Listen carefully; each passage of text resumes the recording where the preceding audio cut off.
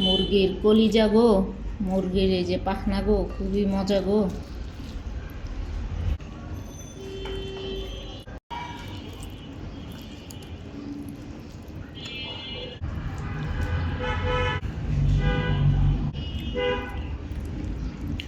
গরমের মধ্যে কিন্তু এই টাইপের তরকারিগুলো খেতে একটু বেশি ভালো লাগে।